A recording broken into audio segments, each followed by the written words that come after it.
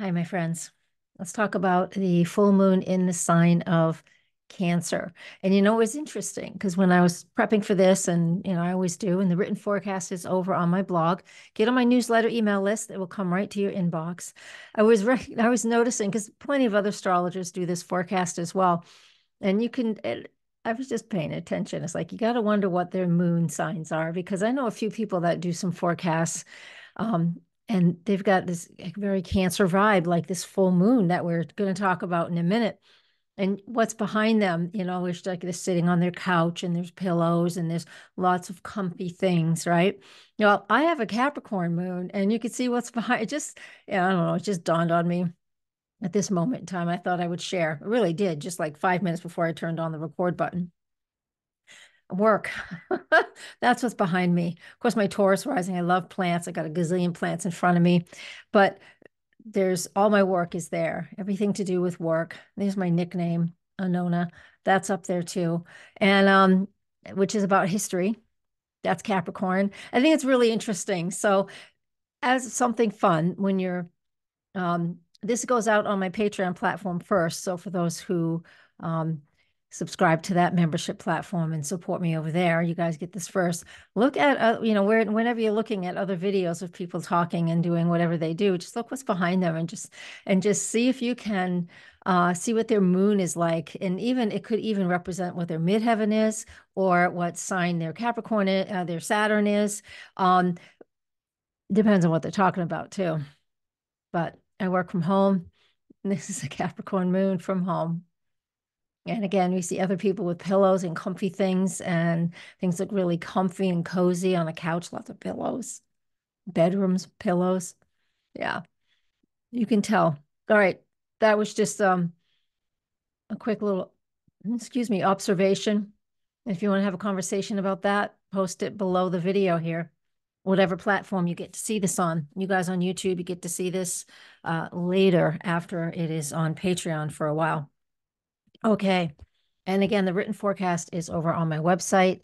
And because, I talk about different things in the written forecast than I do in the video, just because I think I'm more or less or whatever.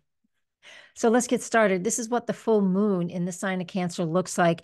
It's on December 26th. It's at 7:33 Eastern Standard Time for us here on the East Coast of the United States. You're going to have to adjust for your own time zone. I won't talk about house placements, ascendant, midheaven. I won't talk about that because that's different for everybody. But let's get started. What does this new moon in the sign of Cancer represent? The sun is Capricorn, the moon is Cancer. It's early degree, it's almost 5 degrees. You see 58 minutes. 2 more minutes, it shifts to 5 degrees of Cancer. So it is in its rulership. It's in its rulership. It's in the first decan, which is again ruled by the moon. It's way out of bounds. See over here when my mouse is wiggling, that represents a opportunity. It represents the feelings and nurturing and emotions, which is what this full moon is showing us. So this full moon is incredibly sensitive. It is super feeling, we have a lot of feeling energy, this mirror, this cosmic mirror, if you will, that reflects to us how we're feeling. And it shows us, what is important for us, what is, what's going on, what's the tapestry in our lives, how are we living our lives and experiencing that. And since this full moon happens during holiday season, whether it's today for a lot of people, this is the day after Christmas. For other people, this is the first day of Kwanzaa. Hanukkah is over by now, but still, it's just been it's a season of hope. It's a season of gathering with friends and family, right? And the harder part and focusing on that, and that is the holiday piece of this. But the other piece of the moon in Cancer represents, you know, our awareness around the importance of the people that we are here to care for and nurture, as well as our own selves, right? It's the importance of nurturing relationships, our children. I think of the people who have, like I have an elderly mother and my sister does a lot of care for her. I think of that. And then I want to consider there's been just a ton of loss this year, just in my scope of people, and just a lot of loss, young people to old people. It was just, there's been quite a few this year that are not with us at this holiday season. So it stirs up a lot of sadness and uncomfortable feelings. Um, and it's hard to feel, you're feeling a lot in a period like this, especially if you've had loss this year. So we have that. And just to have the moon, the full moon in Cancer at a holiday time when we're missing those who aren't with us anymore, any longer. But then there are plenty of people who are loving life and living life and are, recognizing where they're going to, like, caring and nurturing and enjoying life. And so there's just an awful lot going on between those two. They're two balls, honestly. It's just two sides of all of this. So how life will ebb and flow, and how we'll feel the loving and the caring and the nurturing and that deep understanding of who we are in the tapestry of our family, right? But then, who's missing and where we need to fill that void. Or just honestly, we can't fill a void, honestly, when we're missing people, but we have to work with that and just experience it and figure out what we're going to do with that.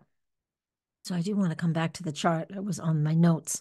And so we also have, with this full moon, you can see that it makes a sextile to Jupiter, and then it's a trine aspect over here to Saturn. It is separating from Saturn, but it's an opposition to the sun, sextiles Jupiter, and then makes a trine to Saturn. So there's this little two sextiles and a trine, which is nice here. Jupiter's halfway between the two. So that helps us to hone in even more on what it is that we value. That Jupiter and Taurus is like, what is of value to us this point in time, right?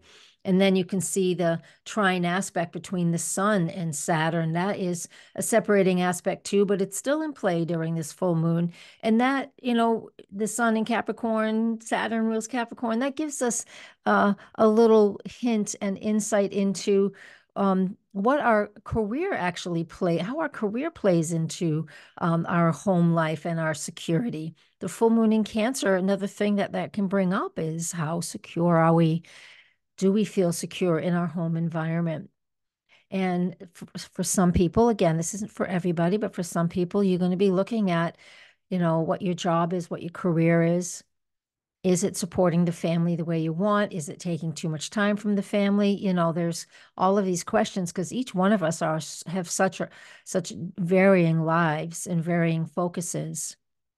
So with the sun in Capricorn and the moon in Cancer, the sun sextiles Saturn, and the moon sextile Jupiter and trine Saturn, all four of these coming together just bring us into a place of questioning and looking at what it is that we love and what we value.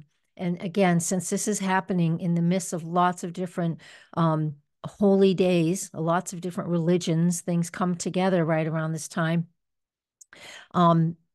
Meaning a lot of people come together, a lot of family comes together, and community comes together. We're going to have an opportunity here to explore what that means to us. So don't miss this opportunity. Sometimes there's drama when there's too much emotion, and that can happen. Look at the moon way out of bounds, so there could be a lot of drama, but it doesn't have to be. It can be that you're feeling really deeply and intensely, and since we're at a full moon, we're meant to see what it is we need to see, so we can spend some time in contemplation over the next couple of days while the moon is still in the full moon phase. It takes about 2.5 to 3 days to move into the next phase. So in that time frame, we're able to contemplate and work and look at what we are wanting to release and what we can continue to work with and thrive with. And yes, I know Mercury right here, Mercury is still retrograde till January 1st. So that gives us more opportunity for insight and to evaluate those things that are important to us. It's in Sagittarius. Jupiter's the ruler of Sag, and Jupiter is connected to this full moon. So that gives us, I know that's a little deep in the astrology piece for those who aren't astrologers, but for those of you just listening for how do I use this? You use this by making sure you're not on automatic. I'm going to stop my share and making sure that you spend time working towards what it is that you want to work towards, right?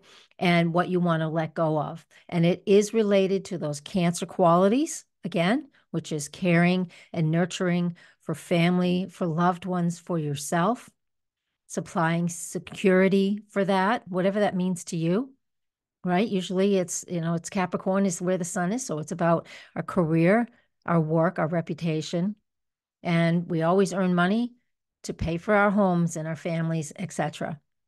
So we have an opportunity with this full moon to recognize what's important in that regard. Let me share the screen again, because now we have some other lunar gestation cycles that we're going to look at. And the lunar gestation cycle, I'll go into this right now. The written forecast, you'll be able to see a bit more about it in there too. I'm just going to touch on it. Every lunar new moon starts a new lunar phase that goes on for quite a few years, goes on for 3 years. And this full moon, it means everything's going to be near that sign of Cancer where the moon is right now.